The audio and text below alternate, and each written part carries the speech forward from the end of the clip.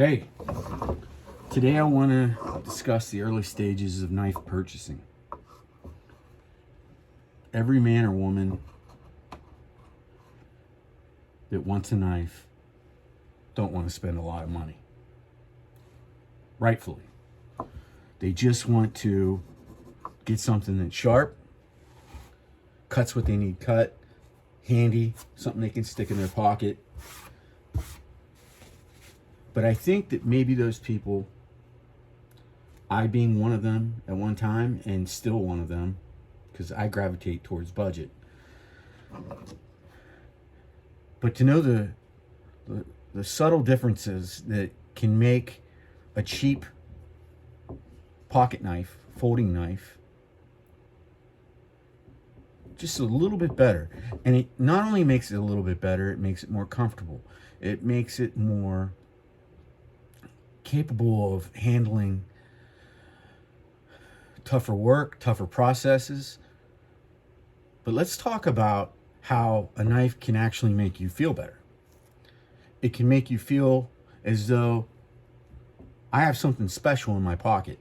Not special because it makes me strong or it makes me dangerous or it makes me more capable, but it's kind of like a piece of jewelry.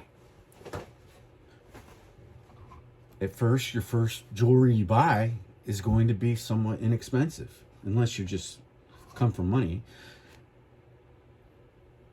But as you get older, as you accumulate more money, more status, you want to use that money and that status to acquire more money, more status. So what do? You get rid of your Timex watch and you buy a Rolex. You get rid of your Chevy Cavalier and you buy a Mercedes, Cadillac, whatever you happen to like. Why don't you do this with knives? A lot of people do, but a lot of people don't. You buy something nice that lasts long, holds up, still functions properly after many years of work and carrying. That actually becomes an heirloom. So, if that knife's going to make it into the hands of your grandchildren, your nieces, your nephews, your friends' kids, your friends, when you pass on, why not make it something kind of nice? So that they don't only just say, hey, this was Rich's knife, but this is Rich's knife and it's pretty nice. I didn't even know this knife was so good. And when I research it, I'm like, holy cow, that knife's only 25, 30 bucks. I'm impressed by 25 or 30 bucks. So that leads me right to what got me to this whole point is a knife like this. This is a Schrade. I don't have all the details, the names, the nomenclatures. All I can tell you is a draw point blade with 50% serration, thumb studs, liner lock. It's got like a grippy rubber handle, kind of clunky. It's got all the things that you need to cut something. But just by having it in my hand, I can tell it's a cheap knife.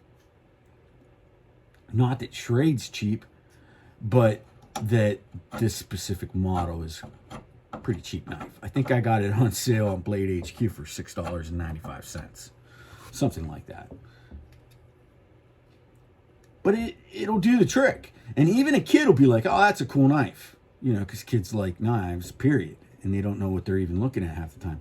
It's actually centered good. It's stiff. I mean, this knife, but look at that. I mean, I am pushing on that as hard as I can, and it won't even, just to give you some kind of example, look at that. Now, this knife right here is a Sitivian. I believe it's an ST-132. I'm not sure. But it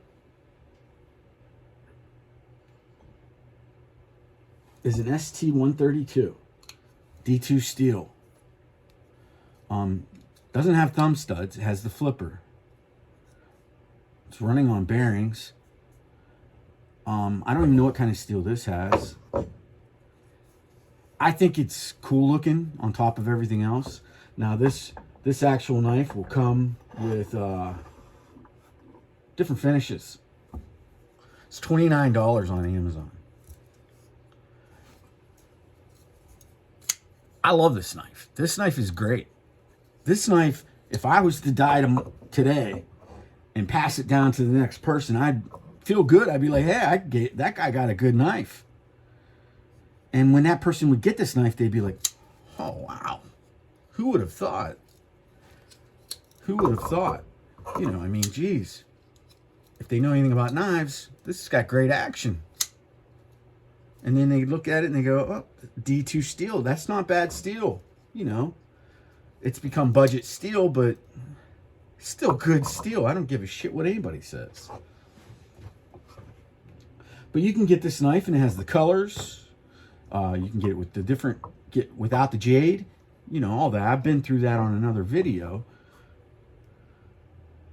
But what I'm getting at is just the two quick things of how you open the blade tells you right away. You know, but yeah, that works. And if I flip my hand, I can get it to do that. But this, I don't even have to flip my hand. Shuts. And it's got a crisp, quick opening. So you're like, I don't want to spend $29, Rich. I want to, you know, I want a $7 knife.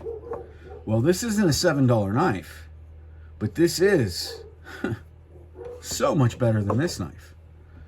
This is the Ganzo, and it's a Ganzo Firebird. Who knows?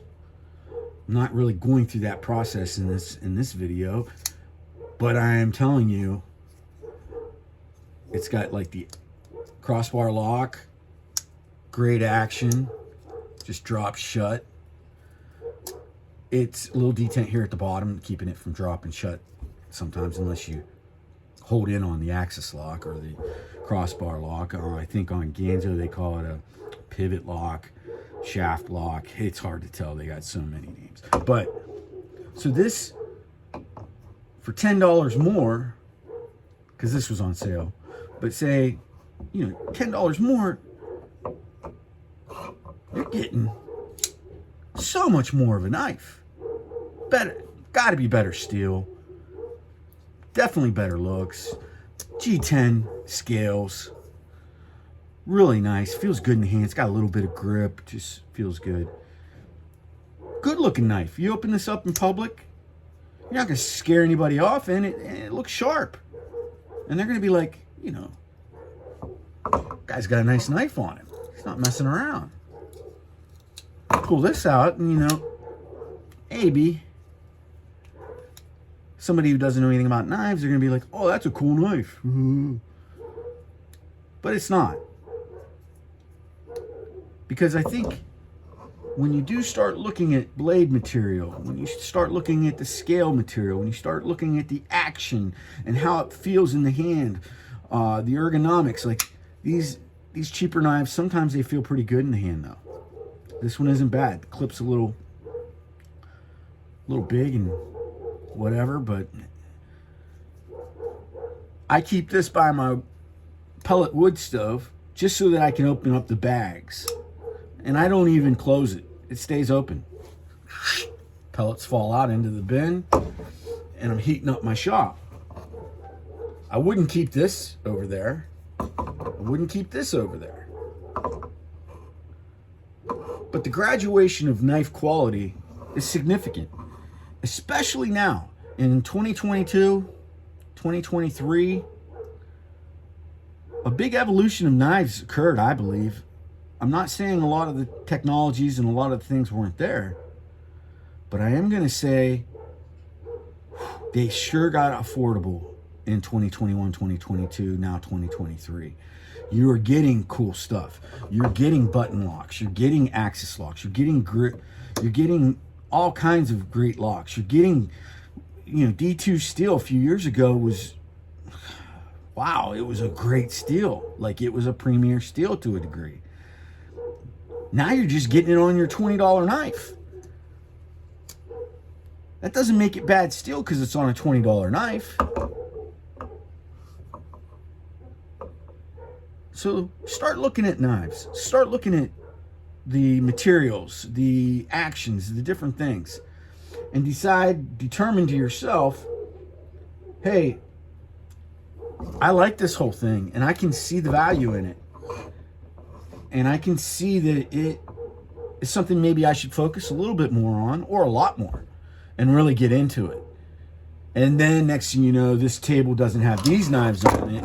It's got, you pull down and you've got Benchmade, you've got Spyderco, you've got Demco, you go through it, Kaiser, WE knives, all these much, higher quality styles of knives. And now you're really getting into some cool stuff, and you're really seeing the difference above these that those are, and you don't even have to go all the way up to Benchmade and Spyderco to figure that out. You can do that just by going from Sativian and Ganzo up to Civivi, up to, it's endless. CJRB, CRKT. It just keeps going on and on and on. Sencut, Best Techman. What else? There's so many. QB. Even like Kershaw now, especially 2023, Kershaw's new line looks pretty impressive. And their American knives are awesome. I just wanted to touch on that and discuss quality of knives at the very beginning. And when I say very beginning, I mean that loosely, because this isn't even really very beginning. But think about it. These are knives.